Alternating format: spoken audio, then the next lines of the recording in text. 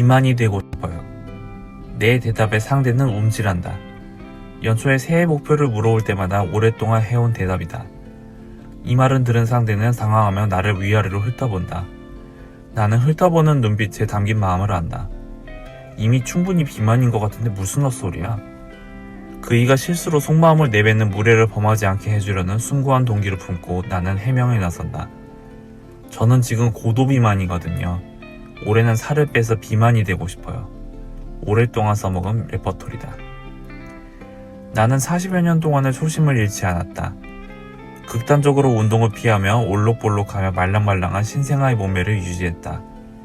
하지만 몇 년 전 고이 지켜온 초심을 잃고 말았다. 남편을 이대로 내버려 두었다간 젊은 나이에 홀로 될 것을 염려한 아내의 적극적인 요청 때문이다. 운동을 좋아하고 잘하는 아내는 나를 박스, 크로스핏 체육관으로 인도했다. 고도 비만인에게는 가혹할 정도로 고강도 운동을 하며 나는 수시로 예수님, 모세, 엘리야를 만났다. 그리고 몸치에서 힘센 몸치로 업그레이드 되었으며 고도 비만인에서 비만인으로 다운그레이드 되었다. 아는 만큼 보이는 걸까? 세상이 변한 걸까? 운동을 시작하고 주위를 둘러보니 몸에 대한 사람들의 관심이 예사롭지 않다는 걸 알 수 있었다. 일부 연예인들이나 하는 걸로 생각했었던 바디 프로필 촬영을 위해 PT를 받는 사람이 내 주위에도 있었다. 1, 20대가 운동을 말할 때만 의례 축구, 농구 등의 스포츠를 전제했던 과거와 달리 요즘은 근력 운동으로 몸매를 아름답게 가꾸는 것을 비슷한 비중으로 떠올리는 시대가 된 듯하다. 몸에 대한 관심은 기본적으로 좋은 것이다. 기독교 신앙은 몸의 부활을 고백하는 신앙이기 때문이다. 몸이 다시 사는 것과. 하지만 우리는 종종 이 고백을 잊는다. 이어지는 고백, 영원히 사는 것을 믿사옵나이다. 에만 주목할 때가 많다. 기독교 신앙, 복음, 구원은 인간의 육체와 무관한 영적 차원의 문제만을 다루고 있다는 생각을 무심결에 하곤 한다. 예수 그리스도께서 우리와 같은 몸을 가진 존재로 이 땅에 오셨음은 가볍게 흘려보내고 부활, 승천하신 것에만 주목한다. 그 와중에 당신께서 온전한 몸으로 부활하셨다는 사실도 소홀히 취급당한다. 복음에 대한 협소한 이해가 낳은 비극이다. 복음은 인간의 영혼만을 구원하는 소식도 아니고 인간만을 구원하는 소식도 아니다. 온 세상을 향한 회복의 소식이다. 로마서 8장은 이 놀라운 소식을 압도적인 필치로 그려낸다. 피조물이 고대하는 바는 하나님의 아들들이 나타나는 것이니 피조물이 허무한 데에 굴복하는 것은 자기 뜻이 아니오 오직 굴복하게 하시는 이로 말미암음이라. 그 바라는 것은 피조물도 썩어짐의 종로로 탄 데서 해방되어 하나님의 자녀들의 영광의 자유에 이르는 것이니라. 피조물이 다 이제까지 함께 탄식하며 함께 고통을 겪고 있는 것을 우리가 아느니라. 그뿐 아니라 또한 우리 곧 성령의 처음 익은 열매를 받은 우리까지도 속으로 탄식하여 양자될 것, 곧 우리 몸의 속량을 기다리느니라. 피조물이라는 단어가 되풀이된다. 하나님이 지으신 모든 만물이 구원을 고대한다. 그리고 인상적인 표현이 나온다. 몸의 속량이다. 피조물 중 하나인 인간이 기대하는 것은 몸의 속량, 즉 몸의 구원이다. 내 선생님은 설교나 강의에서 이 부분을 바꿔 읽는 짓궂은 장난을 치곤 하셨다. 몸의 속량을 영혼의 속량으로 바꿔서 낭독하는 것인데 그렇게 해도 듣는 이들은 아무 의심 없이 아멘이라고 응답했다. 구원을 영혼의 문제로 오해하고 있기 때문이다. 이런 오해는 양극단의 결과물을 낳는다. 첫 번째는 금욕주의다. 하나님은 인간의 영혼에만 관심을 가지시니 악한 몸은 놔두고 영혼의 문제에 창념하라는 생각이다. 이 생각에서 몸은 가꾸고 돌볼 대상이 아니라 쳐서 복종시킬 대상이 된다. 두 번째는 쾌락주의다. 하나님은 인간의 몸에는 관심이 없으시니 영혼만 잘 돌보면 몸은 어떻게 됐든 상관없다는 생각이다. 이 생각에서 몸의 쾌락을 제한 없이 즐기는 것은 아무런 문제가 없다. 금욕주의와 쾌락주의는 하나님이 우리 몸에 관심을 가지고 계신다는 사실을 망각하는 데서 비롯된 이란선 쌍둥이다. 나는 이런 면에서 근래 부쩍 늘어난 몸에 대한 관심을 호의적으로 보는 편이다. 아름다운 신체에 대한 동경은 어디에서 왔는가? 창세기 1장은 하나님이 천지 만물을 만드신 장면을 묘사하며 번번이 보시기에 좋았더라 라는 코멘트를 덧붙인다.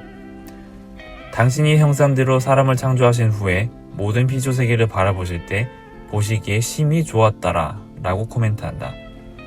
나는 아름다운 신체에 대한 동경이 여기서부터 왔다고 믿는다. 하나님 보시기에 심히 좋았던 아름다운 창조에 대한 그리움이 아름다운 신체를 동경하는 것의 원천이다. 잃어버린 후에야 소중한 것을 알게 되었다. 선하고 완전한 창조는 타락으로 훼손되었다. 웅크린 자세로 책상 앞에 오래도록 머물렀던 방탕한 삶의 결과로 나는 라운드 숄더를 갖게 되었다. 이제는 아무리 노력해도 평평하고 아름다운 어깨 라인을 가질 수 없게 되었다. 그래서 나는 더욱 미친 듯이 등과 어깨를 단련한다. 잃어버린 아름다움을 동경하기 때문이다. 보통 사람들에게 이런 이야기를 하면 흠칫 놀란다. 미친놈인가? 라고 눈으로 말한다. 하지만 몸에 관심을 갖고 꾸준히 단련하는 사람을 만나 이야기하면 적절한 지점에서 공감을 이룬다. 그들은 자신이 원하는 아름다운 몸에 이상이 있기 때문이다.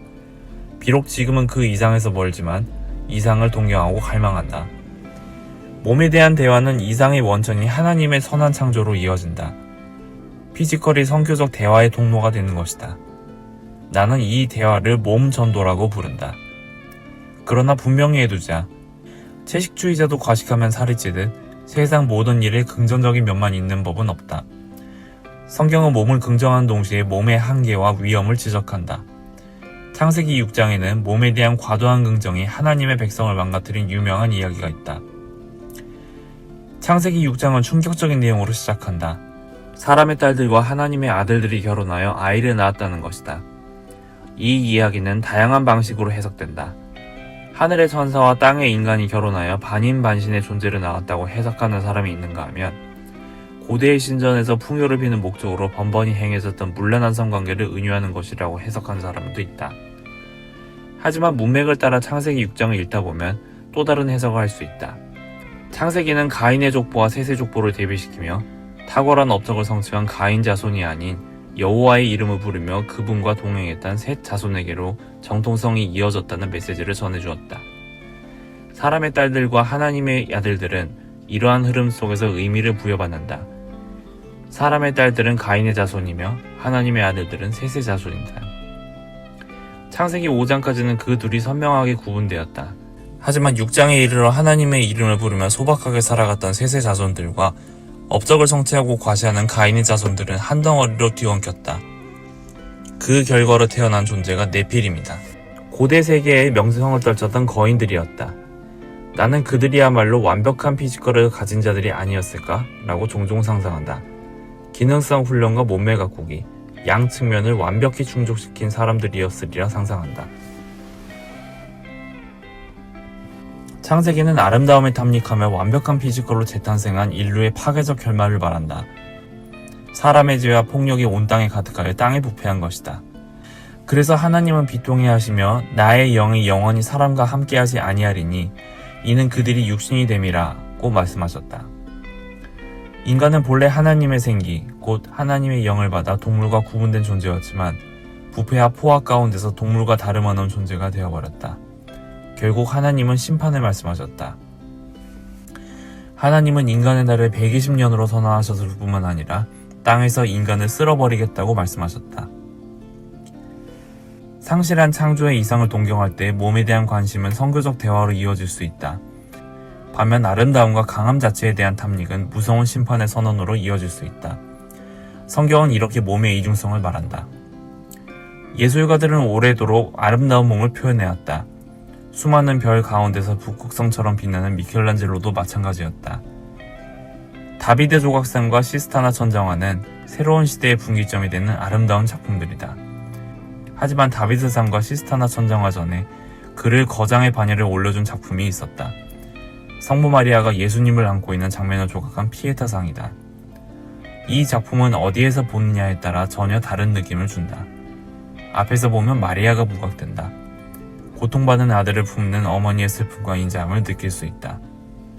그리고 보통 사람들이 볼 수 없는 구도가 있다. 하늘에서 바라볼 때 이 조각상은 예수님의 아픔을 절절하게 전달해준다. 이중성을 가진 몸을 제대로 바라보기 위해 시선을 바꾸어야 한다.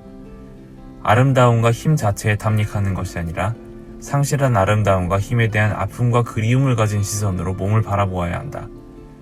하늘의 시선으로 몸을 바라볼 수 있는 안목이 필요하다. 땅에 있는 우리에겐 불가능한 과제다. 그래서 신앙이 필요하다. 하나님이 우리를 바라보시는 시선을 갖게 해달라고 기도하며 하나님이 시선을 배우고 예수님이 가신 길을 따라야 한다. 주님은 거룩한 몸으로 살아가는 은혜의 여정으로 우리를 초청하신다.